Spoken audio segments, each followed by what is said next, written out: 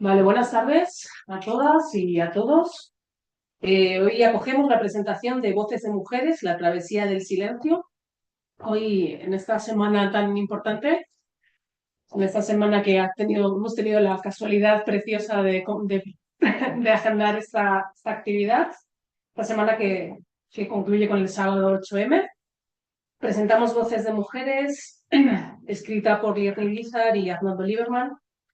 Bueno, hoy les acompañan los autores Carmen Alisa, escritora y creadora digital, profesora Lucena, Celia Fernández Prieto, profesora de Teoría Literaria y Literatura Comparada de la Universidad de Córdoba, y modera el periodista y crítico musical Juan Ángel Vela del Campo.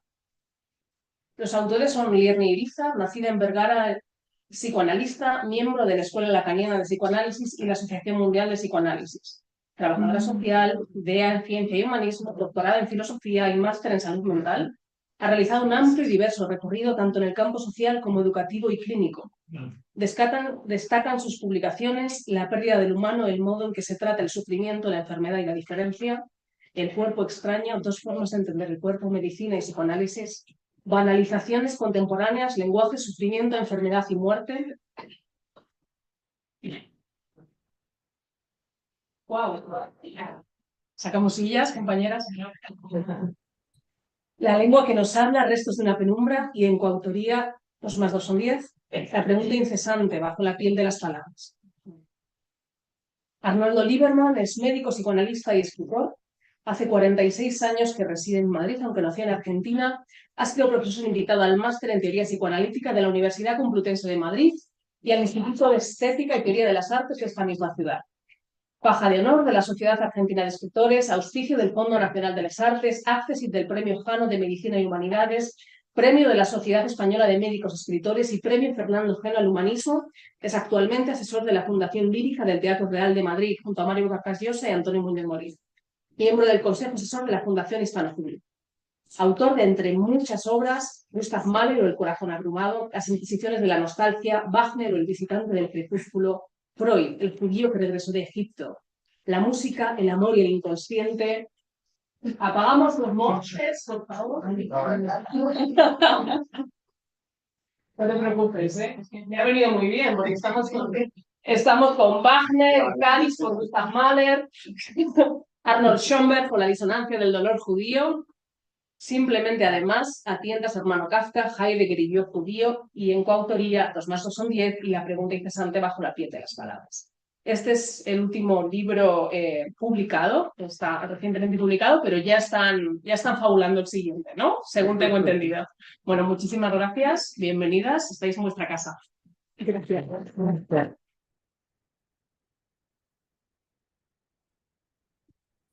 Hola, buenas tardes. Me corresponde el papel de moderador y procuraré pues no causar ningún revuelo, sino que esto sea algo pacífico.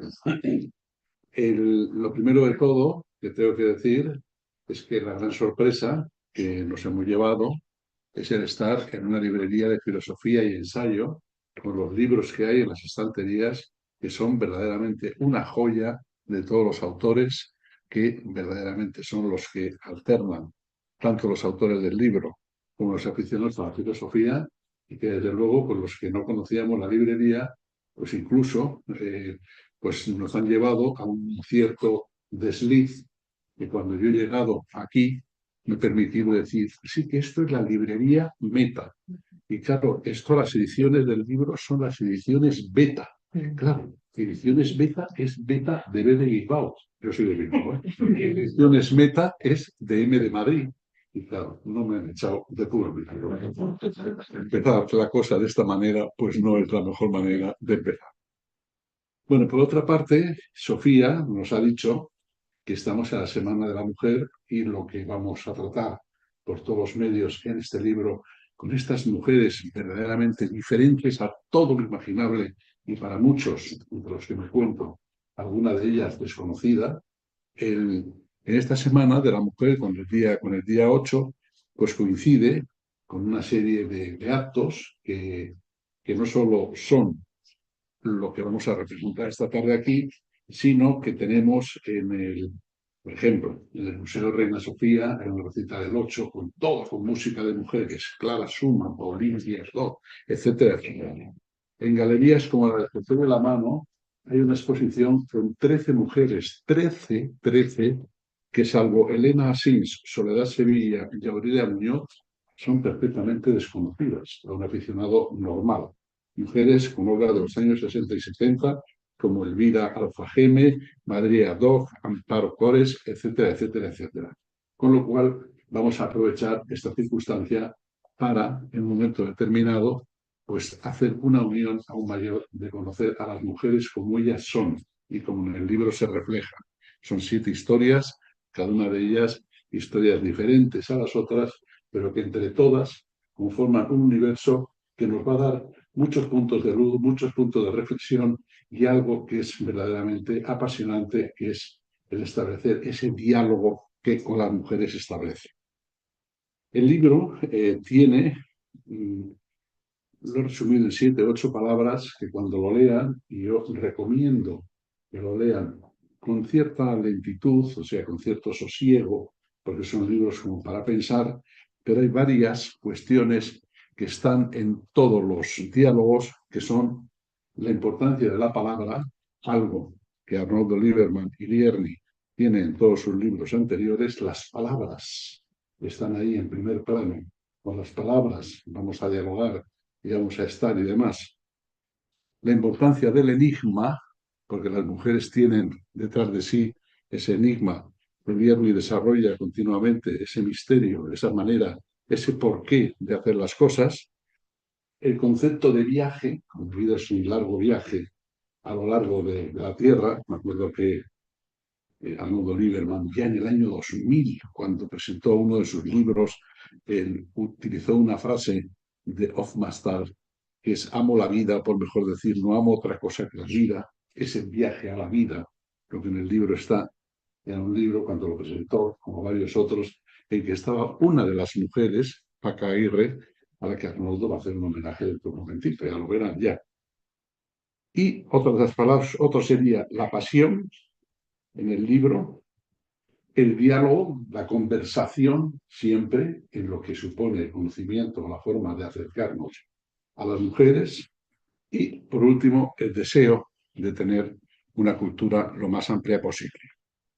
Bien, ustedes dirán, y sí, de acuerdo, Arnoldo Lieberman, por ejemplo, ha hecho más de 20 libros antes de meterse en esta aventura con Lierni, hacer estos libros conjuntos y demás, y valen muchos de los libros de temas musicales, de todo tipo de temas que uno se puede imaginar.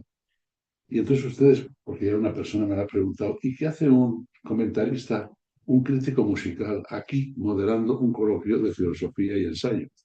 Pues cuando lean el libro van a ver que una autora como Ingeborg Bachmann, por poner un ejemplo, es la libretista de una ópera de lujo como El Príncipe de Hamburg de Asbjörn Hensi, que es uno de los títulos contemporáneos de referencia. En el libro van a escuchar o van a ver o van a leer a Nietzsche tocando Mendelssohn al piano en un momento determinado. Y en el libro, con Lu Andrea Salomé, pues andará por ahí deslizándose el universo de Alban Berg, con la caja de Pandora, con todo esto, hasta conseguir estar en conexiones con el grupo. Con lo cual, dentro de que el libro es un libro de poesía, filosofía y está de palabra, también es un libro de música, de esa música que hasta en el mismo título del libro, de esa trayectoria, de ese recorrido por el silencio, pues a partir del silencio, de llegar al silencio, de partir del silencio, se establece todo un universo, y un universo muy intimista, y un universo de esos pues que hasta cierto punto nos cambia la vida, nos cambia el momento que estamos viviendo.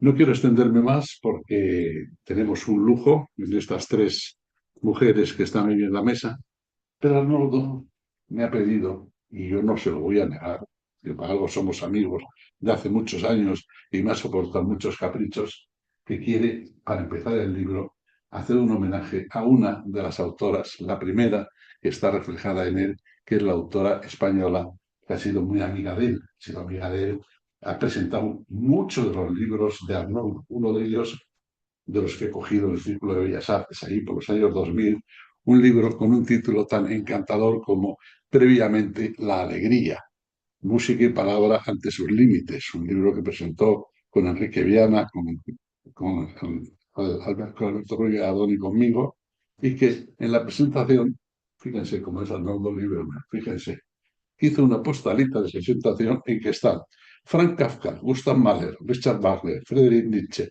Robert Schumann, Arthur Schopenhauer, Thomas Mann, Joaquino Rossini y Richard Strauss. ¿Qué les parece?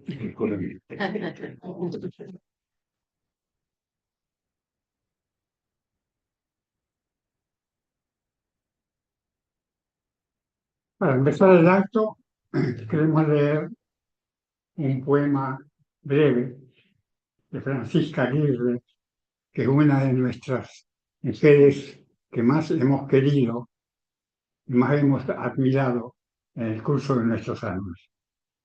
El poema dice así: y cuando ya no quede nada, tendré siempre el recuerdo, lo que nunca se cumplió. Cuando me miren con áspera piedad, yo siempre tendré lo que la vida no pudo ofrecerme. Creedme, todo lo que pensáis que fue destrozo y pérdida no ha sido más que conjetura. Y cuando ya no quede nada, siempre tendré lo que me fue negado. No confundáis. Con lo que tuve puedo llenar el mundo palmo a palmo, pero mucho más con lo que no tuve. Tanto miedo tenéis que no habéis advertido la riqueza que se oculta en la pérdida. Desdichados. Poca ganancia es la vuestra si nunca habéis perdido nada. Yo sí he perdido. Yo tengo, como el náufrago, toda la tierra esperándome.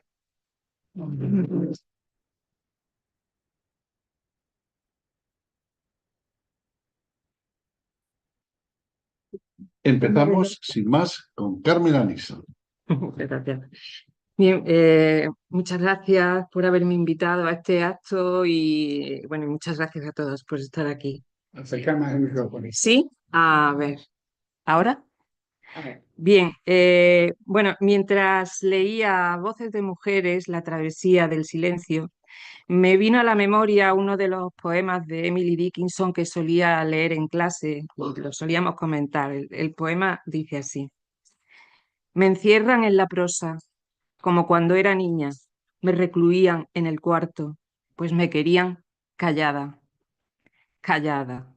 Si hubieran podido asomarse y ver mi cerebro dando vueltas, sabios podrían haber condenado a un pájaro por traición a la perrera, pero él solo tiene que desearlo y fácil como una estrella despreciar el cautiverio y reírse.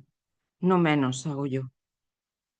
Callarse, estarse quieta, cumplir con el papel que la sociedad nos había dado, ese era el destino que tenían las mujeres.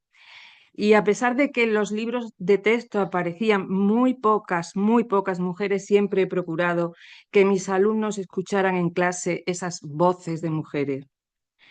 Hannah Arendt escribía en su obra sobre Rahel Wagen que toda juventud necesita esa clase de compañía y de guía que la introduzca en la vida y le ayude a formarse como persona, a descubrir las pocas y sencillas grandes cosas que tienen importancia. Para Rahel, Goethe fue esa compañía. Sentía que él la comprendía y esto la ayudaba a comprenderse a sí misma. Para mis alumnos unas veces era Kafka, otras Emily Dickinson, Mary Shelley, por nombrar solo alguno de estos autores. Afirma Hannah Arendt que algunas personas emiten una luz que puede orientarnos en los peores momentos. Este es el caso de las escritoras elegidas por Arnoldo y Lierni, y también ellos transmiten esa luz de la que ha nacido Voces de Mujeres, la travesía del silencio. Para Arnoldo y Lierni, estas escritoras son mujeres en cuyas obras nos dicen: aquí estoy, esta soy yo. Aquí está Francisca Aguirre, la voz amiga que nos atraviesa. Hannah Arendt, acompañada de una íntima amiga, Rahel Bahagen. Y luego Andrea Salomé, que nos habla sobre su apasionante vida, mientras que Emily Dickinson, como un enigma, se acerca a nosotros desde el otro lado de la puerta entornada. Con Alejandra Pizarnik sabremos lo que es nadar hasta el fondo y saldremos a flote, al igual que las palabras que reviven en los versos de Ingeborg Bachmann, al igual que renacen el deseo y la vida en Marguerite Duras. Arnoldo y Lierni, cada uno con su propia voz, componen un todo armónico. Las serpentinas de Arnoldo nos recuerdan que el discurso, como el pensamiento, no es una recta autovía, sino un sendero que nos conduce a otros senderos y quizá en alguno de ellos nos encuentre esa idea que nos buscaba. Lierni transita por ese difícil camino de la claridad expositiva, que no es dique para el sentimiento y la vivencia poética. Pero, ¿de qué hablamos cuando hablamos de lo femenino? Lierni escribe: cuando hablo de lo femenino, no hablo de mujeres, sino de aquello que en los llamados hombres y mujeres responde a una lógica no totalitaria. Esa que acoge la alteridad, lo ilimitado, lo inexplicable, un goce sin palabras. Los autores decidieron comenzar por Francisca Aguirre, entrañable amiga de Arnoldo. Para Lierni, Paca encarna lo femenino cuando se expone, cuando dice su verdad y toma partido por la vida que palpita. Arnoldo nos recuerda estas palabras de Paca: las certezas suenan más verdaderas entre signos de interrogación. En su poema Las certidumbres, Paca escribe: cuando sentimos mucho, es muy fácil llegar a algunas certidumbres, pero ella se declara viuda de certidumbres. Entre todas las mujeres que fue Paca Aguirre estaba la gran poeta que publica su primer libro cuando ya tiene 41 años, y ese primer libro es Ítaca. Ítaca como un hogar interior. Y aquí en este libro la poeta dialoga con un alter ego que es Penélope, la mujer que espera y calla, ese arquetipo. Ya lo decía su hijo, se lo decía a su hijo en la Odisea. Le decía: atiende a tus propias labores, al telar y a la rueca, le decía Telémaco. Pues el hablar les compete a los hombres y entre todos a mí, porque tengo el poder de la casa. El poemario concluye con la sección telar, en la que Paca y Penélope tejen su pensamiento. A pesar de la soledad, de la nostalgia, las pérdidas, amamos la vida. Penélope acaba dándole un consejo a Paca, un último consejo, que es: Francisca Aguirre, acompáñate.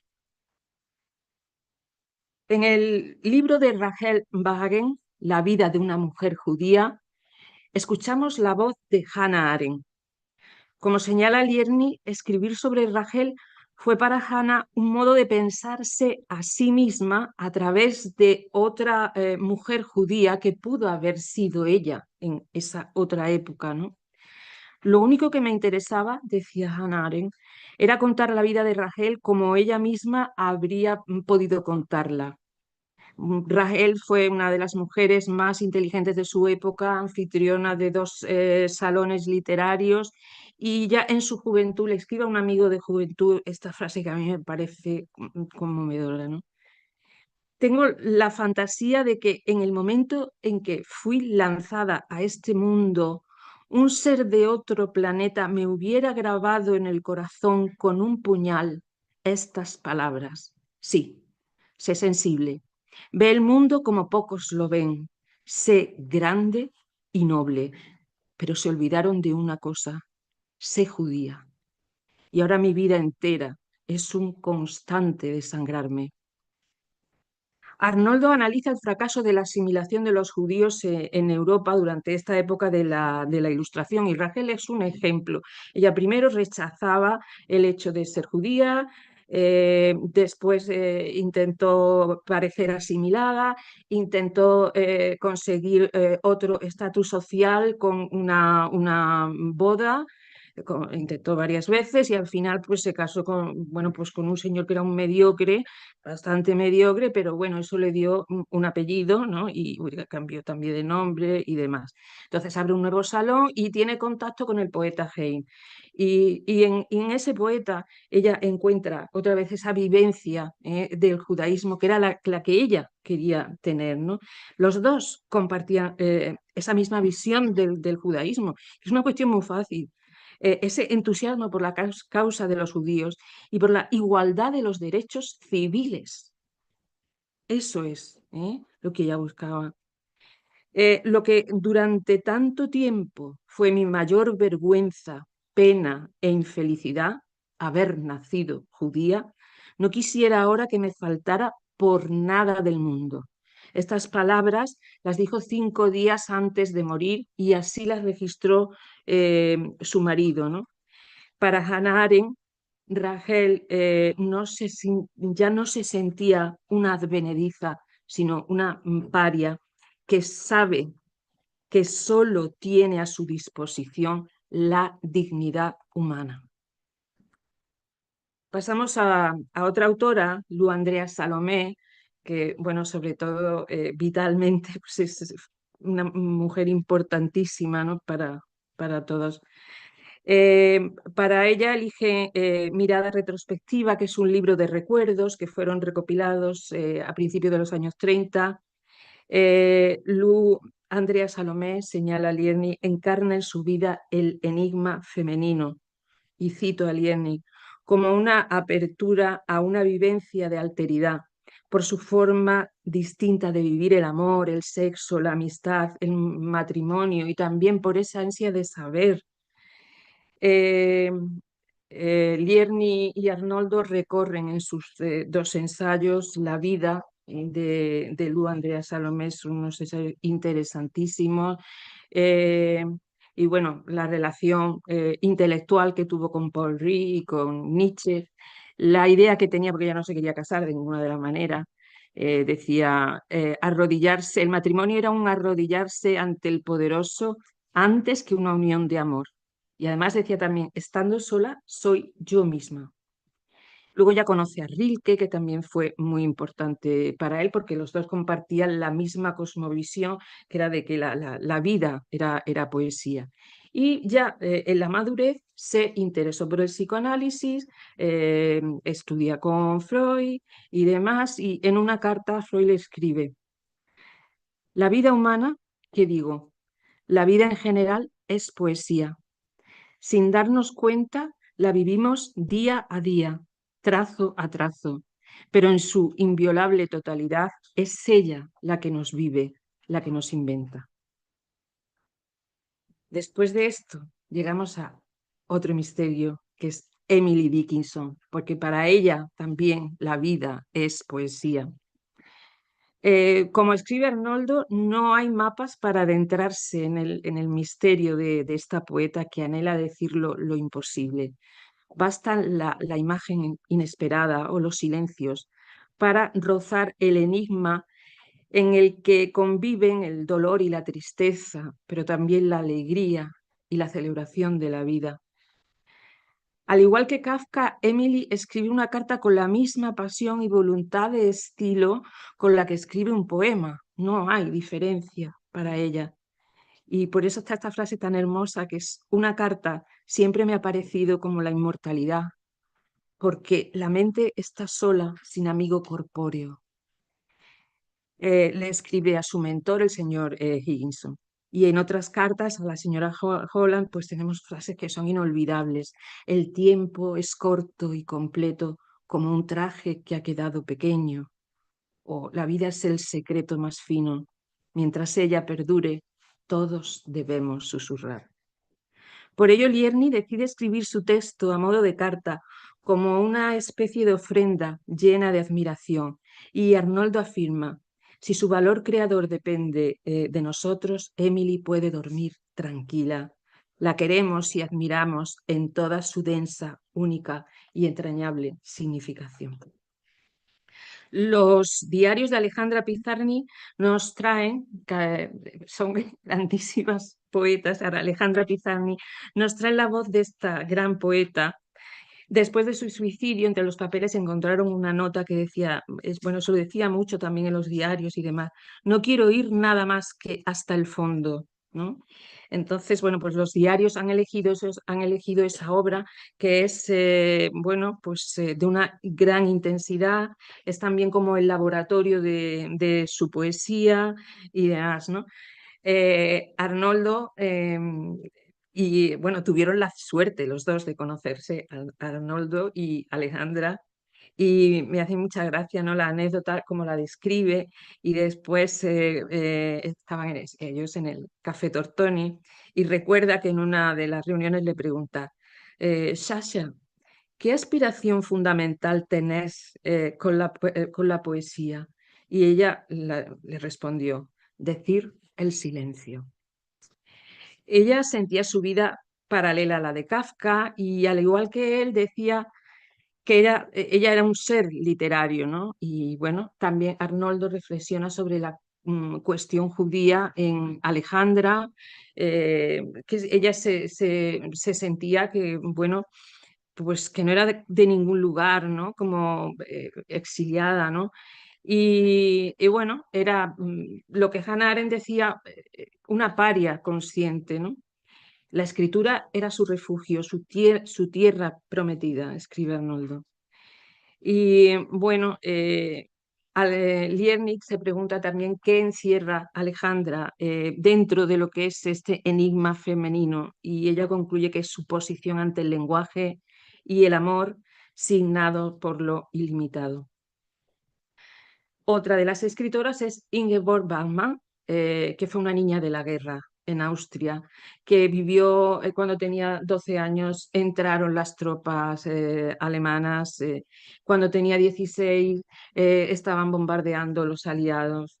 Y bueno, y su padre pertenecía al partido nazi.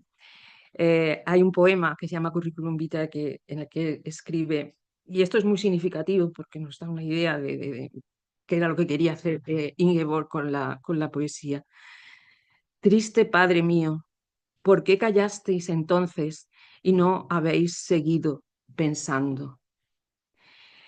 Ingeborg cultivó todos los géneros literarios, en un momento deja de escribir poesía porque pensaba que, bueno, dice, dejé de escribir poesía cuando sospeché que ya sabía hacer poemas, lo sabía, no quería escribir poemas por escribir poemas, pero después siguió escribiendo. Más adelante, el encuentro con Paul Celan fue decisivo para los dos, y bueno, la historia más o menos es conocida, y los dos habían vivido la tragedia de la historia y la creación literaria para ellos no podía quedar al margen.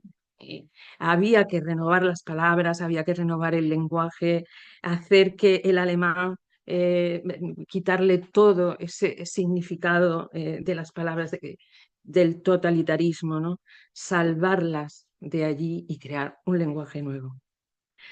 Y por último, la última autora es Marguerite Duras, y nuestros autores se adentran en ella con otro texto también muy curioso que se llama La vida material, que en verdad no es novela ni nada. Ella la llamaba novela flotante, pero no era novela, sino que era pues como recuerdos dictados, como pensamientos dictados, y es un libro muy curioso. Marguerite Duras fue una autora, como ya sabéis, pues muy comprometida, muy crítica, y además decía también, no llevo dentro de mí la losa del pensamiento totalitario, quiero decir definitivo. Marcada por el Holocausto, declaraba que ante ese crimen de lesa humanidad todos somos judíos.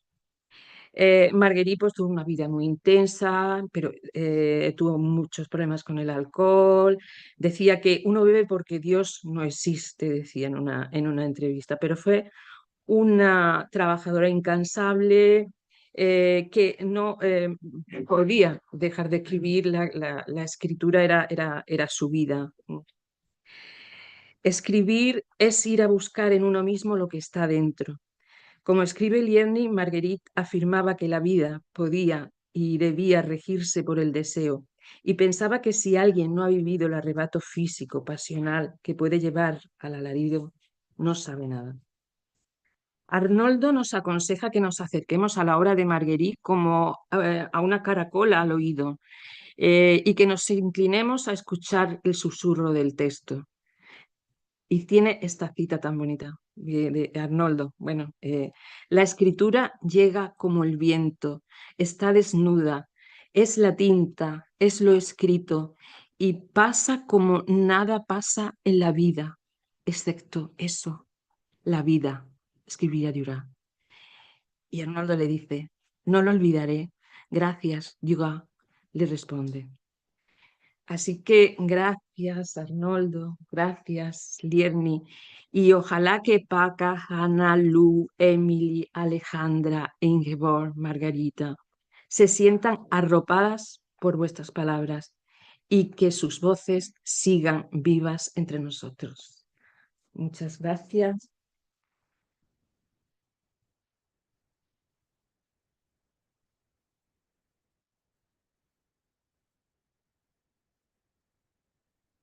Bellísimo texto y muy completo para entrar en lo que es en lo que es el libro. Voy a hacer dos puntualizaciones, de nuevo musicales, cada uno tiene sus vicios. Una de Arnoldo, lo que ha dedicado a Francisca Aguirre, pues Francisca Aguirre también tenía sus músicas que verdaderamente, no hemos citado antes, músicas populares. A ella le gustaba Bach, pero también Paco de Lucía, como nuestro amigo poeta y demás saben, a los que adoraba y tal, y están ahora en la sala, y tenía ese mundo del flamenco que lo vivía con una fuerza verdaderamente apasionante. Y luego hay otro pianista sensacional, que es Albert Guinovart, que cuando llegó el periodo de la pandemia se encerró en su casa como hizo exactamente como hacía Emily Dickinson. Y entonces sacó un libro que se llama Sin Palabras, inspirado en estos versos de Emily Dickinson. Esperanza es esa cosa con plumas que se para en el alma y canta una melodía sin palabras que no cesa nunca. Bueno, continuamos. Después de Carmen, Celia es una de las grandes biógrafas del panorama musical español. Ya en el siglo XIX escribió unos libros de novela histórica de referencia en la Universidad de Córdoba. El último libro que yo tengo es Contar la vida, y cuenta la vida. Ya sabe cómo se cuenta la vida desde el punto de vista narrativo, desde el punto de vista técnico, desde el punto de vista que ha aplicado incluso a hacer unos libros de biografía verdaderamente ejemplares como el que hizo con Pío Baroja. Yo creo que ella nos va a decir secretillos de la forma de contar de Lierney y Arnoldo en este momento, las citas que hacen, los personajes que salen por ahí. Intuyo que alguno muy relevante va a salir en su anotación y en sus comentarios. Gracias Juan Ángel y muchas gracias a Arnoldo querido. Estoy encantada de estar aquí porque, porque el libro me ha gustado mucho y sobre todo porque, tengo oportunidad de volver a estar con Arnoldo y con Susana. Y gracias a Lierney también, que la acabo de conocer pues estar entre amigos es siempre una experiencia estupenda.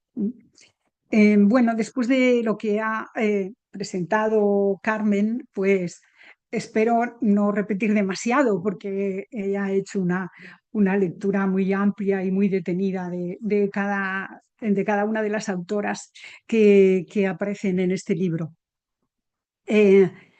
Yo voy a destacar tres cosas en mi lectura del libro, ¿no? Me voy a detener en tres aspectos, nada más, que a mí son los que me han llamado más la atención, ¿no? El primero está ya en el título, ¿no? El título son las voces, ¿no? Voces de mujeres. y realmente este es un libro polifónico, o sea, que además tiene que ver con la música, ¿no? Es un libro polifónico porque están las voces de Arnoldo y de Lierni, que son los que dirigen, ¿no?, esta lectura. Pero estas voces llegan siempre acompañadas de otras que aparecen en citas o que aparecen en epígrafes. Hablar de la cita con Arnoldo es inevitable, porque Arnoldo nunca va solo cuando escribe, ¿no? Siempre va acompañado de los autores que él ha leído, ¿no? Y y realmente a mí me parece que la cita es un arte, ¿ya? Saber citar es bastante complicado, porque uno tiene que recordar el texto, la frase y enlazarla con aquello que quiere decir, ¿no? Entonces, realmente, pues, tener esa ligereza, ¿no?, esa agilidad para la cita como la tiene Arnoldo, pues es admirable. Y este libro, evidentemente, no solo él, también Lierni, pues está lleno de voces, de citas, ¿no? Decía Borges, y es otro autor tan querido, que es una frase muy conocida, ¿no?, que él se enorgullecía más de los libros que había leído que de aquellos que había escrito, ¿no? Una cita es como un acto de admiración. Y Fernando Savater, que en su diccionario filosófico dedica una entrada a la palabra cita, y que está muy bien, ¿no? Es muy ingeniosa, como casi todo lo que hace o hacía Savater. Y dice, leo el texto, dice: poner una cita es lanzar una bengala de aviso y requerir cómplices, porque son cómplices lo que uno necesita. Los simples lectores no bastan. Y yo creo que eso es así, ¿no? Es decir, que realmente este es un libro para cómplices. Bien, están, por supuesto, las voces de las 7 grandes mujeres a las que ya se han hecho mención, pero es que cada una de ellas trae otras voces. Es decir, en cada una de estas mujeres están las presencias, las huellas de los hombres con los que han compartido la vida, ¿no?, en mayor o menor medida, o los hombres a los que han amado y desamado, ¿no? Que además son todos grandes figuras, ¿no?, de la filosofía, de la música, de la poesía. Y están las voces de amigas, de hermanas, ¿no?, también. Es decir, que cada una de ellas viene con con un círculo, ¿no?, de voces también que llenan, que contrastan, que dialogan con las suyas. Todas estas mujeres se han empeñado, una de las claves, ¿no?, de su vida es empeñarse en afirmarse a sí mismas, ¿no? Afirmarse en las dudas, se habló de la incertidumbre, ¿no?, también aquí, porque la identidad, y lo saben perfectamente, estoy hablando con psicoanalistas, ¿no?, la identidad es imaginaria, es un proceso que nunca se termina, que es inconcluso, que es inestable, porque depende de imágenes, ¿no? La imagen que uno tiene de sí mismo, la que supone que tienen los demás, la que le gustaría que los demás tuvieran, en fin, todo ese juego de imágenes, ¿no? Y en el caso de las mujeres, las imágenes que se nos han de alguna manera impuesto, ¿no?, por parte de la mirada masculina, son imágenes muy potentes, ¿no?, que incluso estas mujeres tan poderosas y tan firmes han tenido que bregar con ellas, ¿no? Y de hecho, pues preocuparse por su físico, por si son feas o guapas, por si tienen un buen cuerpo o no lo tienen, ¿no? Es decir, que incluso es esa contradicción, esa paradoja que nos ha ocurrido y nos sigue ocurriendo tantas veces a las mujeres poderosas, y que sin embargo tienen esa contradicción porque han interiorizado esa mirada masculina. Otro aspecto que voy a pasar muy rápido es que, bueno, algo que ya es para todos algo, creo, absolutamente ya constatado, ¿no? Y es que no existe una esencia femenina. Lo femenino o la mujer no existe, es un invento, es un mito, lo que existen son mujeres en plural o en singular. Lo dicen ellos muy bien. Lo femenino se dice en singular, una por una, cuerpo a cuerpo, texto a texto, ¿no? El esencialismo lo que ha buscado es homogeneizarnos, ¿no? Para tratar de borrar nuestra individualidad autónoma, ¿no? Obviamente otra cosa es que el sistema ideológico y cultural en el que nos hemos educado y se han educado estas mujeres, pues ha promovido ciertas pautas de conducta, ciertas ficciones de mujer, ciertos modelos, pues la virgen, la bruja, la mujer fatal, etcétera, ¿no? O supuestas formas de sensibilidad, pues la ternura, el cuidado, etcétera, ¿no? Bueno, realmente todo esto no se sostiene cuando vamos a trabajar cada mujer. De hecho, aquí en este libro, pues las maneras de afrontar la maternidad, por ejemplo, son muy diferentes, las maneras de vivir el deseo y el sexo son muy diferentes entre ellas, ¿no? Bueno, el segundo aspecto al que quiero referirme es que Arnoldo y Lierney se han basado, claro, en distintas obras, pero han privilegiado un tipo de escritura que son diarios, son cartas, son cuadernos, ¿no? De hecho, lo ha mencionado antes Carmen, pues de Lu Andreas, la mirada retrospectiva, recuerdos, de Marguerite Duras, la vida material, de Pizarnik, los diarios, de Ingeborg Bachmann, intento de una autobiografía, etcétera, ¿no? Bueno, yo creo que esto es importante, ¿no? Porque es revalorizar la función, ¿no? Y el papel que juegan estas escrituras, que además han sido escrituras muy usadas por las mujeres, ¿no? De hecho, bueno, mi amiga Ana Caballé, que está aquí, hizo una antología estupenda que se titula así, ¿no? La vida contada por las mujeres, y una selección de eso, de diarios, de cartas, etcétera, porque ahí hay una literatura que ha intentado decir la intimidad desde el punto de vista de la mujer, ¿no? Desde su realidad, porque no podía hacerlo en otros espacios o porque le era muy difícil hacerlo en otros espacios, ¿no? Y hay, en fin, la metáfora de la habitación propia, ¿no? De ese espacio privado, etcétera, que aquí, bueno, Emily Dickinson la refleja muy bien, ¿no? Esa puerta entornada, ¿no? Siempre mirando las cosas desde la ventana, desde dentro, ¿no? Y que realmente le hayan sacado partido a estas escrituras, pues me parece otro factor importante, otro elemento de atractivo, ¿no? De la lectura de este libro. De hecho, además, estas escrituras aparentemente modestas o menores, yo creo que están haciendo un trabajo importante de experimentación de cómo se dice lo íntimo, ¿no? De cómo se traduce en palabras lo que se siente, lo que se sueña, lo que se desea, etcétera, ¿no? Que luego la literatura, a lo mejor con mayúsculas, ha utilizado, ¿no?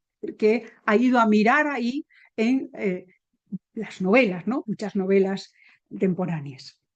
Y el tercer aspecto y último, ya al que me quiero referir, es que en prácticamente todas, no en todas, Dickinson no, pero hay una constante de lectura, hay una presencia continua, que es Kafka. Kafka es una presencia, una lectura, una referencia, un modelo, está siempre en todas ellas. ¿no? Desde Paca Aguirre, la carta que te escribe, ¿no? Cuando tú escribiste tu libro sobre Kafka, Hannah Arendt tenía una foto de Kafka en su apartamento neoyorquino y escribió muchísimas páginas sobre Kafka, porque en Kafka Hannah Arendt encontraba sugerencias para todos los problemas que tenía. La cuestión judía, el problema del paria consciente, el humor, ese humor especial, extraño, ¿no? Ese humor judío de Kafka, la reflexión sobre la literatura, sobre la política, todo lo extraño estaba en Kafka. Pero es que está prácticamente en todas, ¿no? Kafka es un escritor que es difícil decir algo de él, porque a pesar de todo lo que se ha escrito y a pesar de todo lo que sabemos de Kafka, sigue siendo un escritor que se resiste a nuestra interpretación. O sea, hay algo en Kafka que siempre nos queda sin descifrar, ¿no? Como algo que está, no sé si metido en esos relatos, ¿no? A veces incluso en la transparencia falsa con la que la metamorfosis parece un relato sencillísimo, ¿no? Presentación, nudo y desenlace. Y sin embargo, cuando terminamos de leer la metamorfosis, es una perplejidad. No sabemos qué me está contando, qué me está diciendo, qué hago con esto, ¿no? Bien, pues yo creo que Kafka interviene en muchas cosas, pero hay dos elementos que a mí me parece que son los más importantes. Uno, al que ya se ha referido Carmen, el problema de la lengua. Kafka, como sabemos, era judío, era checo y escribió en alemán, por su educación. Fue en alemán.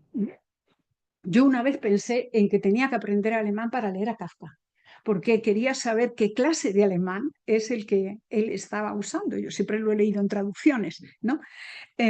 Claro, era un alemán, por lo visto, ¿no? Según leído, pues estupendo, ¿no? Muy estupendo, pero frío, ¿no? Hay una frialdad en la lengua de Kafka, también en sus traducciones, ¿no? Y claro, este problema con escribir en alemán, sobre todo para aquellas mujeres que se sintieron que era la lengua de sus asesinos, ¿no? La lengua de sus victimarios, y tenían que escribir en esa lengua. Eso era un conflicto importante, ¿no? Ahí Ingeborg Bachmann dice: ¿cómo va a ser la lengua mi último refugio? ¿O cómo puede escribirse siquiera cuando no he conocido de la lengua sino su versión envenenada, malversada al servicio de la propaganda? Y esto me recordó el libro de Víctor Klemperer, ¿no? El maravilloso libro del filósofo profesor en Dresde, judío, expulsado, etcétera, y que escribe este libro que deberíamos de leer todos ahora, porque realmente habla de cómo el nazismo fue penetrando poco a poco a través de las palabras, y a través de palabras aparentemente banales, aparentemente triviales, ¿no? Y esa toxicidad de ese discurso, y él lo dice muy bien, ¿no? El lenguaje, dice Víctor Klemperer, el lenguaje no solo crea y piensa por mí, sino que guía a la vez mis emociones, dirige mi personalidad psíquica, tanto más cuanto mayores son la naturalidad y la inconsciencia con que me entrego a él. Y esto es un lado, ¿no? de la huella de Kafka, esta relación tensa con el alemán, que él también la vivió, sus diarios lo ponen. Y la otra huella de Kafka es la entrega total a la literatura. Vivir es escribir para Kafka, y vivir es escribir para prácticamente todas estas mujeres, con sus modalidades, ¿no? Con sus tonos, porque todas ellas viven, o sea, la escritura como un destino, no como algo que pueden hacer o no, sino como una especie de fatalidad también, ¿no? Un destino que es dramático y que es pasional también. Un destino que les da la vida y que les da la muerte. Que además les pasa a todas ellas, ¿no? Porque, bueno, son mujeres que no es una escritura feliz la que leemos en estos textos, ¿no? Dice Pizarnik, por ejemplo, toda yo soy un ser literario. Ingeborg Bachmann, yo existo solo cuando escribo, no soy nada cuando no escribo, soy completamente extraña a mí misma, desentono conmigo misma cuando no escribo. Y Kafka lo decía, dado que no soy más que literatura y no puedo ni quiero ser nada más que eso, mi empleo no podrá atraerme nunca, etc., ¿no? Yo creo que esta relación con la escritura, esta relación tan íntima y al mismo tiempo tan difícil, porque el lenguaje siempre es otro, el lenguaje es opaco, siempre pone una resistencia, ¿no? Para hablar de la realidad, primero tenemos que usar el lenguaje. Y ese lenguaje, claro, hay que extrañarlo, hay que romperlo para poder llegar a otra cosa, para poder traspasar, ¿no? Esa dificultad. Y creo que este destino, ¿no? Este destino de escribir, esta manera de vivir la escritura, que es vida, que es muerte, que es memoria, que es testimonio, en todas estas autoras, para mí es una de las cosas que me ha impresionado más. Y nada más. Muchísimas gracias.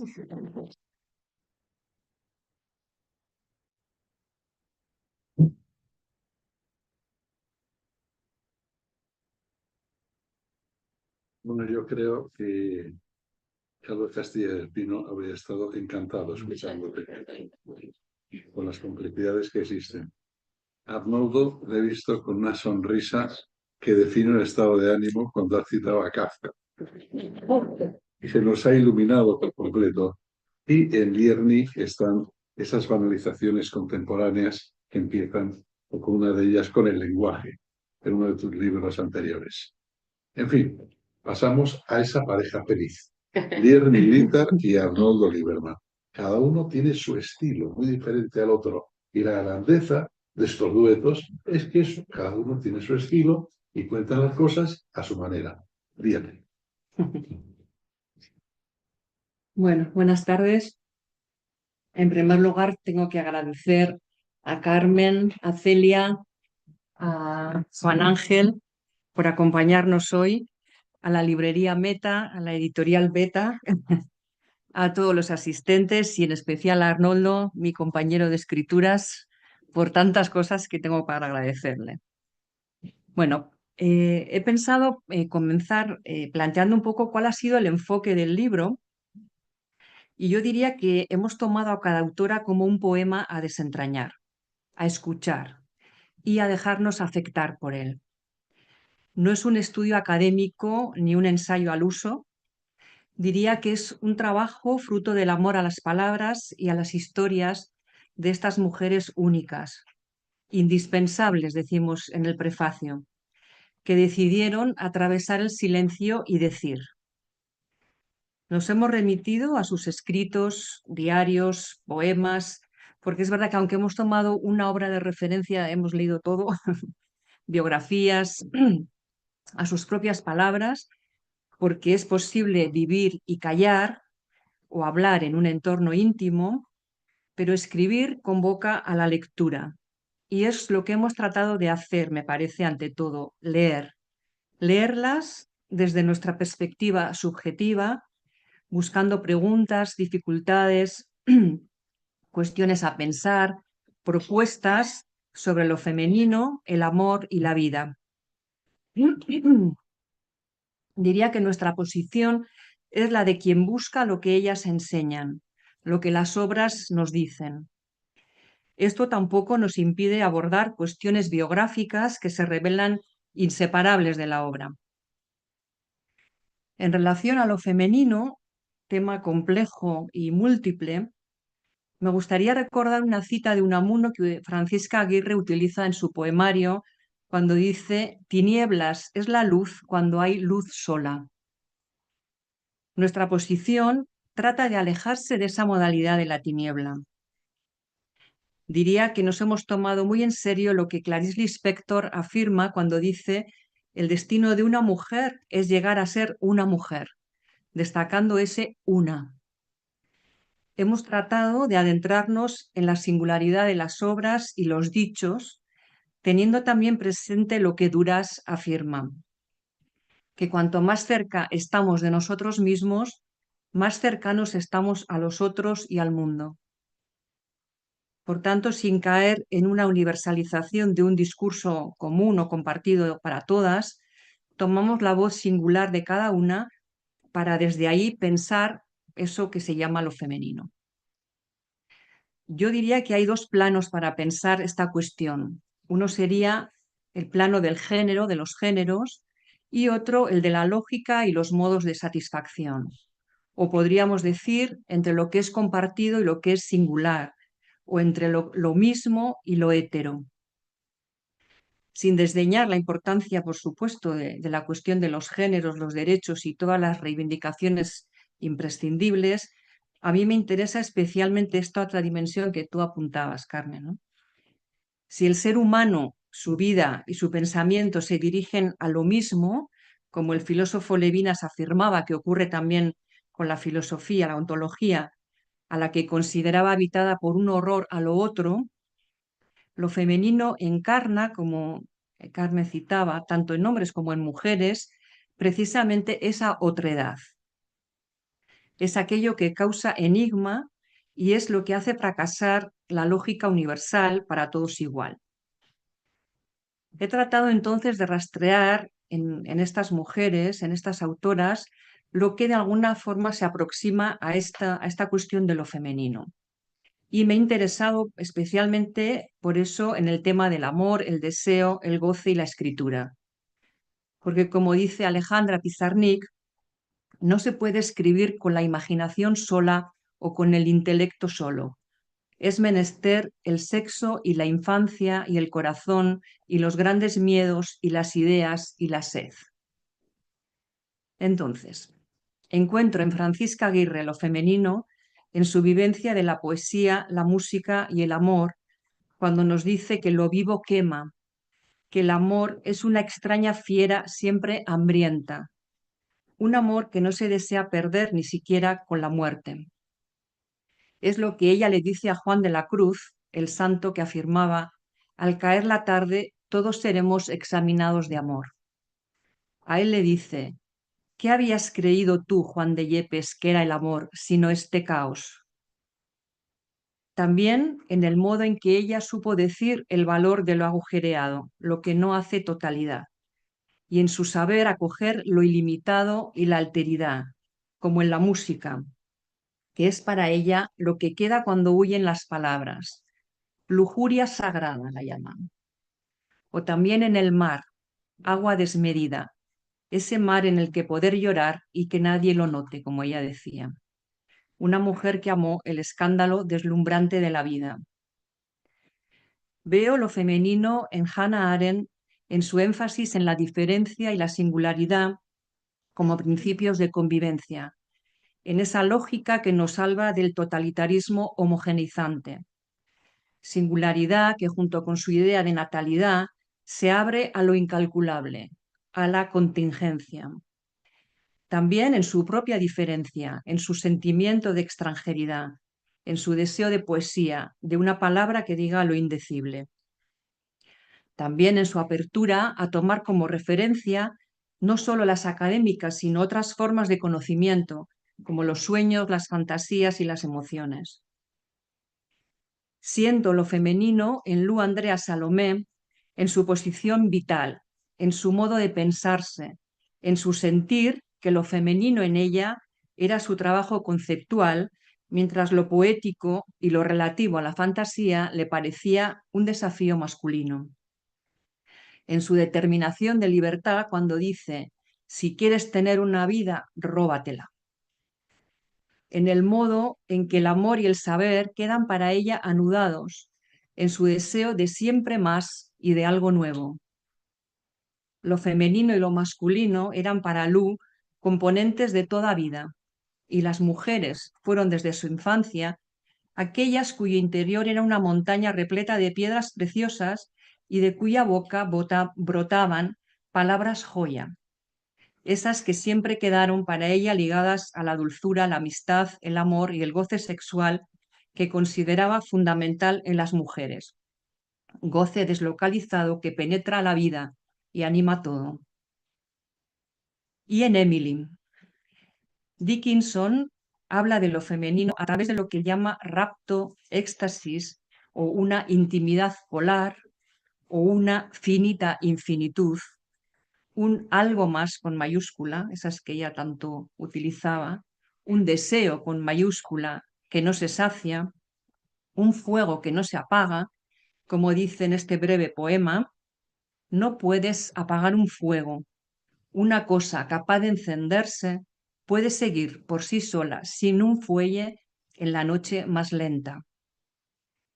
Ella es femenina en el goce de la escritura, en su poesía que es todo con mayúscula para ella, palabra hecha carne. Alejandra Pizarnik encarna lo femenino en su deseo de absoluto e infinito, en su posición singular, en su esperanza de hallar en sus palabras el puente transitable entre los límites y el infinito, en su búsqueda de un amor ilimitado, amor que le permita escribir. Ella encarna lo femenino en su escritura y en su posición ante el lenguaje, en su deseo de ir más allá del límite que él nos impone y, como ella decía, beber el mar. Ingeborg Bachmann, esa poeta que buscaba el renacer de una nueva lengua no contaminada por los asesinos, encarna lo femenino en su poesía, en su deseo de indecible, de lo que Wittgenstein deja fuera de lo pensable. También en su extrañeza. Paul Celan la llamaba la extraña. En su amor sin medida, más allá de lo dicho, un amor que no muere. En su estar, como decía ella, con un pie en la selva y otro en la calle principal que conduce a la civilización. También quizá en su silencio. Y para terminar, Marguerite Duras, cuya obra está llena de mujeres olvidadas de sí, arrebatadas, pero que encarnan en ese éxtasis la otredad de una vida que late. Lo femenino habita su obra, en la maternidad sin límites, en el amor loco, en el deseo, en la escritura. Ella nos muestra el peligro del rechazo a esa alteridad que es lo femenino. Dice que lo femenino da miedo y frío, rechazo que nombra como el mal de la muerte.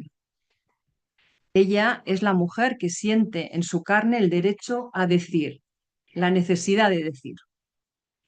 Ellas, todas, sintieron ese derecho a decir, imposible para muchas mujeres, y su coraje propició la apertura de caminos que nos permitieron también a otras sentir que teníamos derecho a desearlo.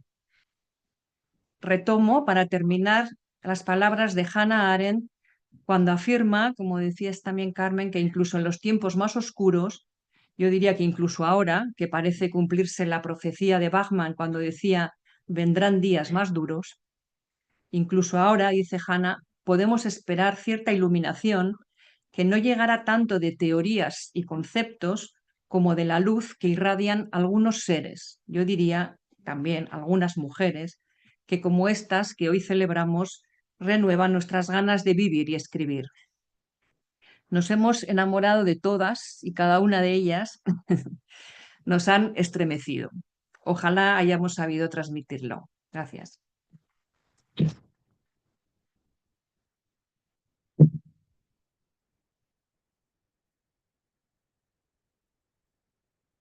Voces de mujeres. Ellas podían estar también en el libro y hablar de ellas y demás. rememorando o ampliando una frase de Vierni, dado que es paisano, una frase de Unamuno, que ella siempre usa, que se trata de sentir los pensamientos y pensar los sentimientos. Está ahí y es de ella. Y llegamos a Arnoldo. Ay, Arnoldo, ¿con qué nos vas a sorprender? Tú necesitas aquí 2 horas como mínimo. No es un discurso. Pero tenemos solo 20 minutos. O sea que te lo digo, uy, qué cara me he puesto. No pasa nada. Yo tengo que decir de Arnoldo, para que vean cómo es, aparte de gran escritor, gran ensayista, gran psicoanalista, gran músico, gran de todo, pues también ahora, en este momento, se nos ha convertido en un gran hombre de teatro. Y están ya ensayando 3 monólogos suyos en este momento en Sagunto, en un espectáculo Tejedoras de Abismos. Son 3 monólogos que no va a hacer él. Él los ha escrito, los hacen 3 mujeres, 3 actrices. Verónica Andrés uno, Lola López otro y Jessica Martínez otro. ¿Y quiénes son estas mujeres? Pues se pueden imaginar Alejandra Pizarnik, una de las voces de mujer de ahí, Alma Mahler, como no va a estar Alma Mahler, con Arnoldo y demás, y la hermana de Gregorio Sansa, la protagonista o el protagonista de la Metamorfosis. Fíjense la carrera que tiene con las voces de mujeres que encarna no solo escribiendo, sino haciendo los textos para que se representen y vivan ahí con toda la emoción delante del público. Arnoldo, te queremos mucho. No se asusten por lo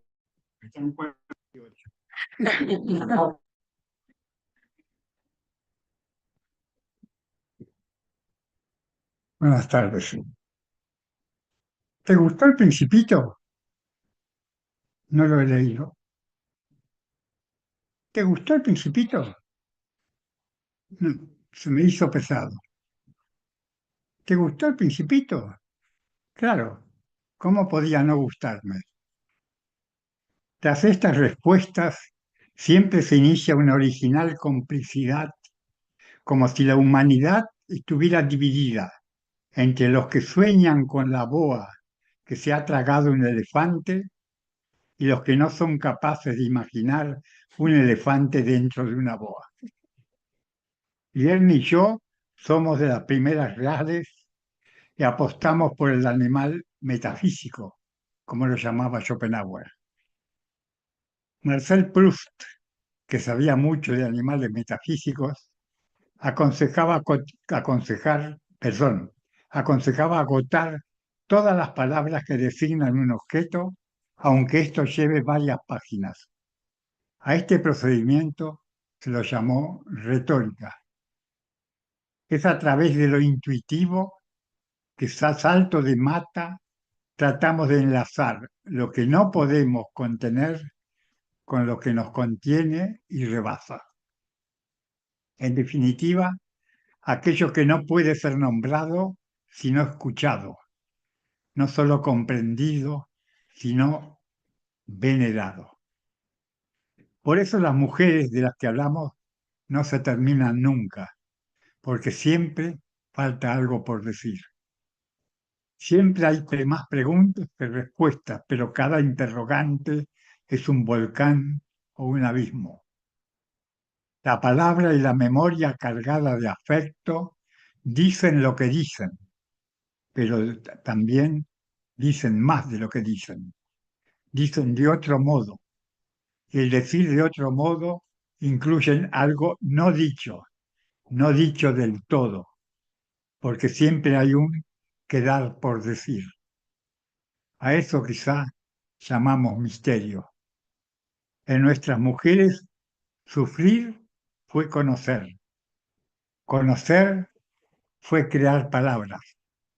La palabra fue revelar y revelar fue subvivir. No se trató de entender o explicar, que sí, claro, sino también de implicarse, de abismarse en la palabra, salga como salga, abrir simplemente una brecha en lo posible, porque una grieta es la fisura que separa y une, habitar una ausencia y hacer la epifanía, Se trata del sentido de una ausencia y no de la ausencia de un sentido.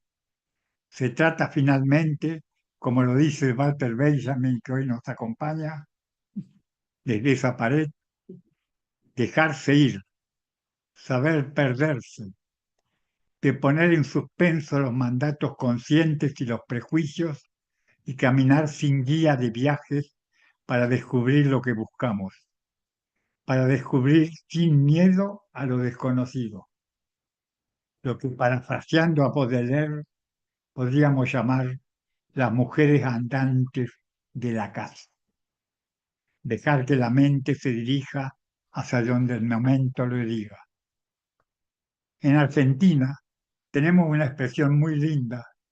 Dicen, llegué de puro chiripa, de llegar por carambola. Proust la llamaba las intermitencias del corazón. Y el sabio sefardita y rabí Shem Tov aconsejaba siempre, nunca preguntes el camino a quien lo conoce, porque no podrías perderte. Perderse es la búsqueda de lo buscado, porque la realidad no es, la realidad se crea. En todo caso, crear como hicieron las mujeres que hoy invocamos para no morir o para hacer de la muerte creación, vida. Si existe algo así como la verdad, se trata de una verdad poética, es decir, una indagación auténtica de nuestro mundo interno, soberano y esperanzadamente ecuánime. Quizá la poesía y la música sean las únicas actividades del ser humano que atienden realmente a la verdad de veras. La verdad de veras era una expresión de mi pueblo. Yo no sé si es común, pero en mi pueblo se usaba mucho. Decía, eso es real de veras. Y aunque sabemos ciertamente que, como señalaba don Federico García Lorca, el alma es un asunto privado, no puedo dejar de reconocer que el alma de las mujeres que hemos estudiado y profundizado hace necesario, para bien de todos, su reconocimiento público, cuantas veces sea necesario. Y quiero enfatizar que lo que hemos hecho no es vivido por nosotros, por Lerner y por mí, como una intromisión o una impertinencia, sino justamente como un agradecimiento, como una devoción dialogada entre el alma y la obra de ellas, como un Dios en carne viva para que el cuerpo, a través del dolor, esté vivo.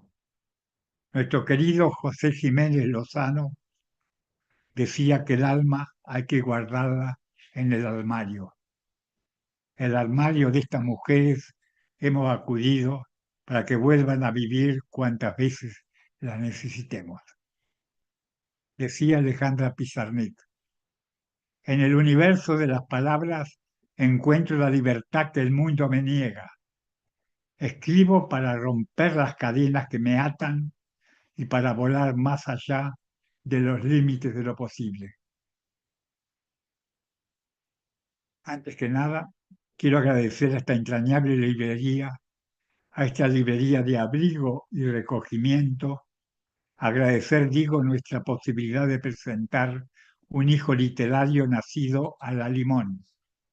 Y dar las gracias además a nuestros queridos amigos y amigas de mesa y a nuestro público en esta aventura de estar juntos una tarde de marzo, conscientes que el libro no finaliza en el momento de cerrar la última página, sino que seguramente sigue escribiéndose en el mundo interno del lector para terminar de decir lo que en el momento de publicarse no se ha terminado de expresar.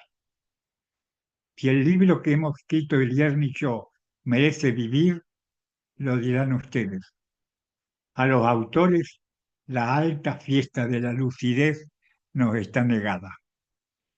Solo podemos asistir, como dice Clarice Lispector, a los confines de la lengua y lo más sinceramente posible. El otro es un hueco en mí, o en mí es un hueco el otro. desde el cual partir para encontrarle. Hasta no ser otro, somos a medias, una mitad que busca la otra. Hoy estamos presentando un libro de mujeres que nos han conmovido y que han conmovido la vida literaria e ideológica de nuestros años. Sacar luz a un pensamiento invisibilizado, oculto o intangible para la mayoría, nos ha llevado a Lierne y a mí a transitar el relato y construir en lo posible una mirada de un determinado perfil, con la mayor precisión y verosimilitud posibles, ayudados por los que se atrevieron con este tema antes que nosotros, algunos de un pensamiento realmente notable y esclarecedor, y respetando, claro, lo que cada uno de nosotros siente al leerlas. Por si alguien lo duda, le digo que no hemos descubierto América, ni hemos inventado ninguna nueva ley que legisle estas distintas expresiones. Solo nos hemos centrado en nuestro objetivo, transitar no lo que tienen de obvio, sino lo que tienen de inédito, aunque no sé si la palabra es justa. Pero hemos tratado esencialmente sin miedo, pero sin omnipotencia, de ser fieles a nuestros sentimientos, a nuestras reflexiones compartidas, alejados de todo paternalismo o integrismo y tratando de darles el lugar que por justicia le corresponde. Los miedos contemporáneos nos impulsan a replegarnos en nuestro mundo interno, pero nuestra ambición es salir hacia afuera y buscar esa presencia que nos justifique. Empresa a veces complicada, pero siempre apasionante, porque no es que queremos anestesiarnos de nuestros temores, sino que queremos poder perderlos junto a ustedes, ir a la raíz del originario, es decir, recomenzar, renacer, como lo quería Hannah Arendt. Decía Nietzsche, hay en mi alma algo insatisfecho, algo que quizás no se satisfará, y esto es lo que canta. Esa insatisfacción que está mirándonos desde una página en blanco como la presencia de una ausencia, testigo de lo que es, pero no está, o no es, pero llama. Una ausencia que convoca, que nos habita no estando, a lo que tenemos que dar un sentido. Mujeres que hablan, que denuncian, que duelen, que resisten, que reclaman justicia, que se sienten doblemente vejadas, tanto por la desprotección de leyes vendidas como atávicas, como por el silencio cómplice vendido como patriarcal y normativo. Ellas ocupan hoy este lugar, ellas que proféticamente dibujaron el mapa de los próximos y notables años. Permítanme una memoria metafórica. Recuerdo que en Buenos Aires, durante la dictadura militar, se prohibieron las montañas. Supongo que por ellas bajaban los guerrilleros. Por lo tanto, nadie hablaba de montañas. Se tapiaban las ventanas que daban a ellas. Cuando alguien pronunciaba la palabra montaña, se lo tildaba de provocador. Por orden superior desapareció la palabra montaña de los diccionarios. Recuerdo además que a esta edad todo es recuerdo y toda la gente con la que me encuentro, si casualmente menor que yo, menos don Miguel de Unamuno, esto sí es mayor, que decía que poesía y filosofía son primas hermanas y su misión es plantear preguntas y no dar soluciones. Y le recuerdo porque yo hablo de lo que suma. Defiendo la retórica de estos desplantes o dislates lingüísticos presentados furtivamente como algunas de nuestras elegidas lo hacen, porque es ella, la retórica, la que pienso yo, nos redime en ciertos instantes de tanta mediocridad y tanta repetición y tanta rutina.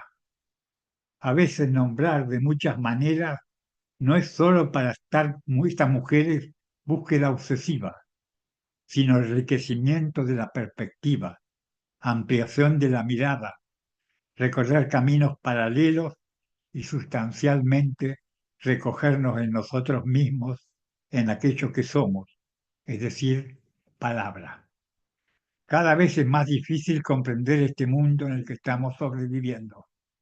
La palabra, ese enigma incesante y cada vez más abaratado por medios de comunicación, redes y encuentros televisivos, produce hoy una especie de nostalgia sui generis, de depresión exigua, quizá a la espera de que algún día vuelva a tener cierta resonancia.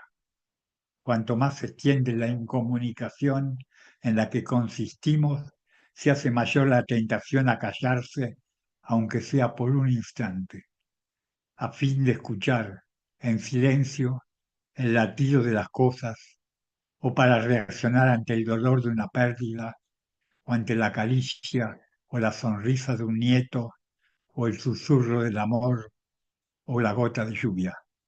Solo, claro, fugazmente, antes que otro sucedido venga a relegarlo en un torrente de emociones no siempre conmovedoras. En nuestros días, lamentablemente, Ulises le gana la carrera a la tortuga. Kafka lo decía así: ahora las sirenas disponen de un arma todavía más fatídica que su canto, su silencio. Quizá no es el mismo silencio que en ciertos momentos nos invadía a Lierni y a mí al leer, fascinados, secuencias bellísimas o probablemente estremecedoras o palpitantes de nuestras escritoras de hoy. Contra estas y otras reflexiones posibles hay que luchar por el imperativo, ineludible, somos seres humanos, de decir lo que queremos decir, cualquiera sea la trascendencia de este deseo y cualquiera la significación de ese silencio. Para nosotros, simples seres humanos, reitero, la palabra es nuestra posibilidad más convincente. Ay, pobrecitas las palabras, decía Miguel Hernández, y se nos impone como una opción y un deber entrañable e imposible de abandonar. Somos conscientes de que siempre falta algo, algo que está más allá de lo concreto y que queremos reivindicar con Lerner a través de estas mujeres que hoy nos hablan como una dimensión existencial y metafísica signada por la necesidad del ser humano de darle sentido al caos. Caos que mi bobe, mi abuela, llamaba mishmash. Tanto el caos como el mishmash nos duele y preocupa. Nuestro subtítulo dice a través del silencio, y a ello quiero referirme para finalizar. Ese hueco de la nada, ese vacío, esa ausencia que no es vacío, sino que se compensa con el todo, ese silencio a veces amado y a veces odiado, el silencio como tributo, el silencio poblado, el silencio como desdén o enojo o desprecio, el silencio de no encontrar la palabra justa, el silencio admirativo, que cuanto se acerca a nuestra intención con Lierne, el silencio de los muertos o los desaparecidos, el silencio de los homicidas y de los cementerios, el silencio de los rehenes y de los miserables de la tierra, el silencio ruidoso de los amigos perdidos y el silencio paradójico, aquel que oímos cuando el ruido calla, el silencio que nunca es total. Recuerdo Garcilaso: en el silencio solo se escucha un susurro de abejas que suenan. Como diría Angélica Muñiz Uberman, alguien tiene que gritar por miedo al silencio. Ese silencio de Dios que, si existe Dios, no es silencio, es puro mutismo, es silencio primordial del que daba Santiago Kovalov. Lo decía Octavio Paz: desembocamos al silencio en donde los silencios enmudecen. El silencio guarda silencio para hacer silencio. Pues bien, este rostro del silencio, con múltiples máscaras, Ese silenciamiento, esa invisibilidad fue el que tuvieron que atravesar estas mujeres que hoy convocamos en este libro. Entre el antes y el después del silencio que intentaba callar sus voces, ellas hablaron, dijeron, hasta ese encubrimiento, ese amordazamiento radical de la palabra, esa afasia institucional que como la nieve cae y no suena, enmudece y suprime. Estas escritoras, estas voces insustituibles lucharon contra el silencio fundamentalista, contra ese vacío que es sentirse empujadas al borde del abismo totalitario y cuestionando la legitimidad de ese silencio. No se trataba del imperioso llamado a vomitar palabras, sino ejercer el derecho soberano de existir, de ser mujeres, cualquiera fuere la dificultad que debían superar para expresar la palabra significante. Así hemos escuchado la palabra de Paca Aguirre, de Lu Andrea Salomé, de Ingeborg Bachmann, de Alejandra Pizarnik, de Marguerite Duras y otras, y hemos comprobado que hay palabras que no han callado nunca, aún a riesgo de ser escuchadas, porque hay palabras que no se acaban nunca. Palabras muchas veces son rostros y significaron miradas inigualables sobre la condición humana, sobre los destellos de la pasión y sobre la censura machista, esa compulsión arbitraria que aún hoy subsiste. Dejo aquí con la convicción de no haber dicho todo lo que hubiera querido decir, pero no quiero. Ya he ocupado demasiado tiempo y confundir el mundo con mi propio discurso no es mi vocación. Al fin de cuentas, lo esencial ya ha sido dicho por mis compañeros de mesa. Además, hablar no basta. Nunca basta si el otro no nos recibe.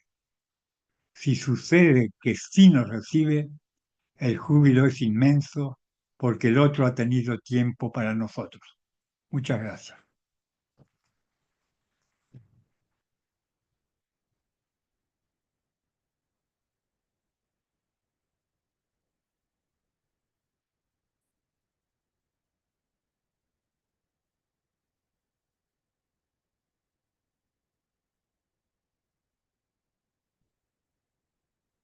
Nos hemos pasado medio minuto. Hemos estado. Muchísimas gracias por tu atención y muchísimas gracias a todos por lo que habéis dicho.